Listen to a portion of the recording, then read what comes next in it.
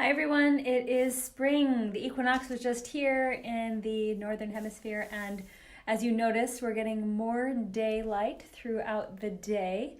We are in a period of renewal, right? So what happens in the spring is the time you are able to plant and sow your seeds that you want to flourish, you want to grow.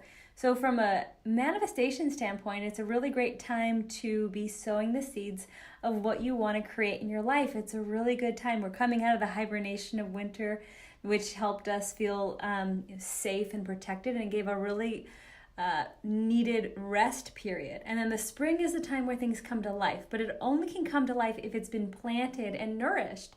So right now is the time to plant the seeds of your dreams and then nourish them through attention, nourish them through chanting of mantras, nourishing them through perhaps sharing with others or collaborating with others who could help you to achieve what you want to create.